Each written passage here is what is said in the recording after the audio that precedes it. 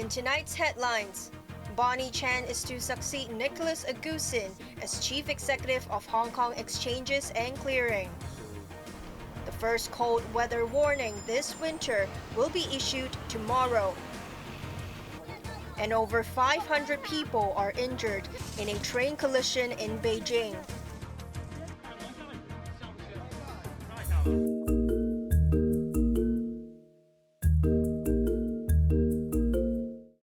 The operator of the Hong Kong stock market has appointed Bonnie Chan as its first female chief executive. Chan, who is currently the co-chief operational officer, will succeed Nicolas Aguzin in mid-May. The Argentine was appointed chief executive of Hong Kong Exchanges and Clearing 2 years ago. He said he would not seek an extension when his 3-year contract expires next year. 54-year-old Chan will also join the board as an ex-official member. She joined Asia's third-largest stock market 3 years ago as head of listing.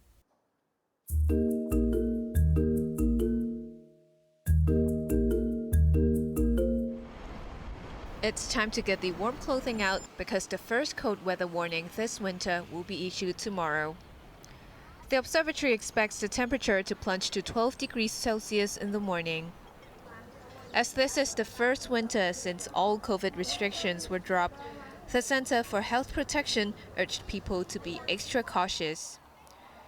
Children aged between 6 months and 2 years are likely to be more vulnerable to viruses.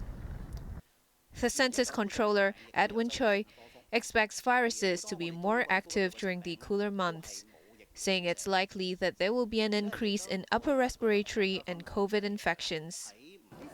He urged the public to get inoculated against flu and COVID as soon as possible.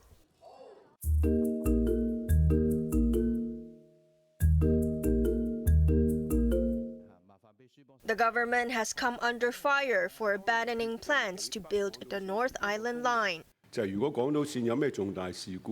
Lawmaker Michael Tien said the line was supposed to serve as a backup for the existing island line so that passengers have an alternative if services between Chai Wan and Kennedy Town are disrupted.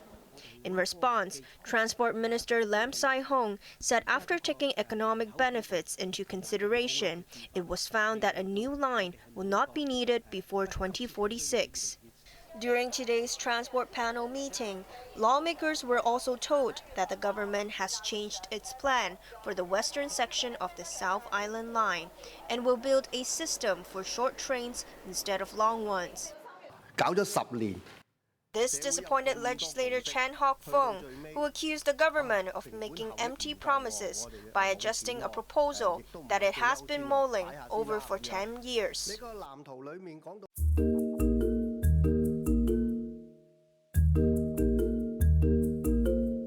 The Foreign Ministry's office in Hong Kong has again denounced the United States and Britain for intervening in SAR matters. The latest rebuke came after the two Western allies condemned the National Security Police for classifying another 5 Hong Kongers living abroad as fugitives and offering a $1 million reward for information leading to each arrest. Washington said it deplores attempt to apply the national security law extraterritorially and emphasized that the U.S. is committed to defending the rights and freedom of its citizens. British Foreign Secretary David Cameron claimed that the police move threatens democracy and fundamental human rights, and urged Beijing to end what he called the persecution of activists. Zheng Zeguang, Beijing's ambassador to London, lodged a complaint with the government and reminded Whitehall that Hong Kong is now part of China.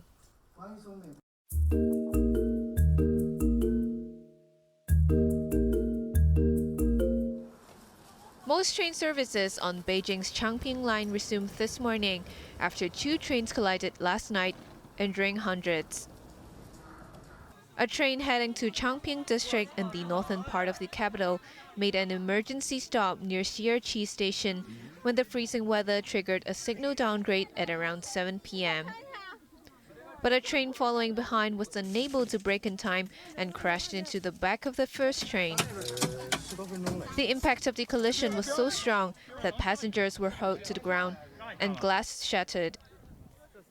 More than 500 people were injured and taken to hospital, with 102 suffering from fractures. More than 400 were discharged early this morning.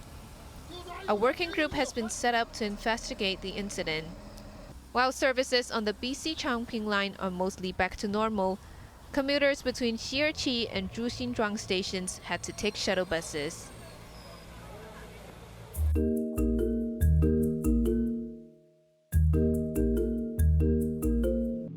Israeli tanks and planes have continued to bombard Gaza despite calls by its staunchest ally, the United States, to be more careful and focus on how to save civilian lives. More Palestinian civilians were killed or wounded in the latest assaults. They included many children who, like other casualties, were treated in ill-equipped hospitals. Almost 19,000 Palestinian civilians have been killed and many thousands more buried under the rubble of bombed buildings in the past 2 months.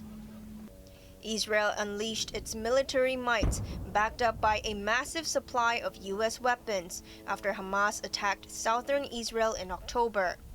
That raid left 1,200 people dead, while over 200 were taken hostage.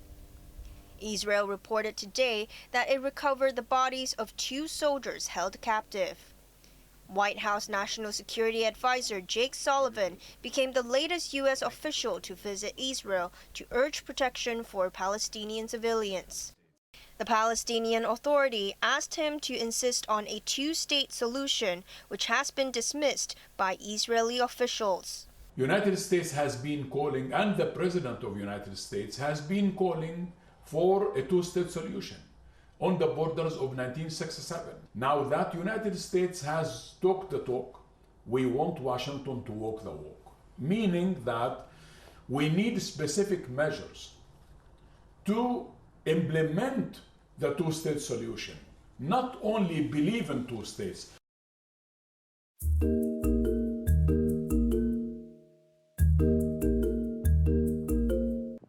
Palestinian civilians huddling in flimsy tents in southern Gaza are struggling to cope with the bitter cold and rain, which have worsened their conditions.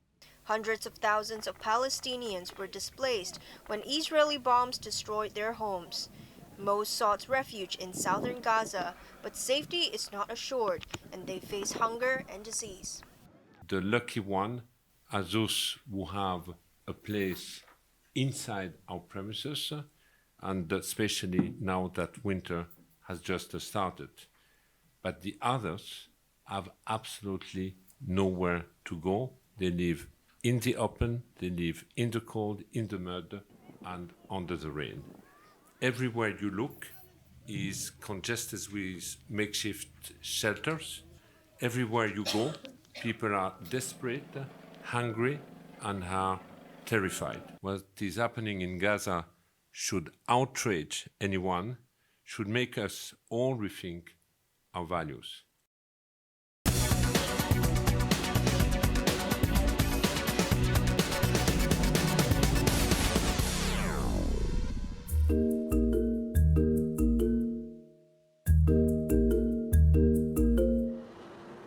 The latest set of economic data from China was a mixed bag. Retail sales last month jumped 10.1% from a year ago, but the figure was well below market expectations. Industrial output expanded at a faster pace from October to reach 6.6% in November. But analysts pointed out that at this time last year, the world's second-largest economy was still trying to shake off the effects of COVID. The urban unemployment rate remained unchanged at 5%. But there is renewed concern over the property sector. Real estate investment in the first 11 months was down 9.4% from the same period last year.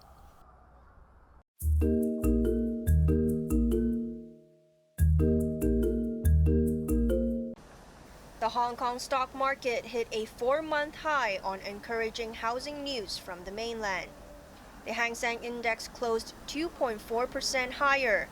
Mainland developers advanced with Longfor jumping 6.3% and China Resources Land gaining 5.8%. Investors cheered the news that Beijing and Shanghai relaxed home purchase restrictions in a bid to boost the sluggish property sector. The stock market remained in a cheerful mood after the United States and major Hong Kong banks kept their interest rates unchanged.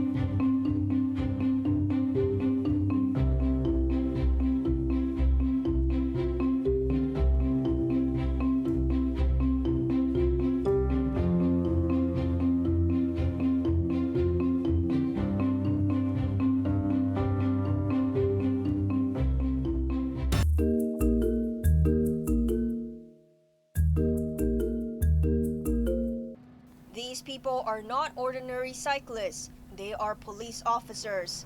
Starting on Monday, 20 traffic officers attired in sweat-absorbent outfits will be patrolling new territories north and south on bicycles. Their mission during a 3-month trial is to promote safe cycling practices. In the first 9 months of this year, over 3,000 cyclists violated traffic rules, and between 2,500 and 3,000 cycling accidents have occurred each year since 2020. Each bike has a first aid pouch for officers to treat anyone they come across who's injured. But in case they have to tackle serious crimes or emergencies, the bike patrols will also carry pepper spray and batons.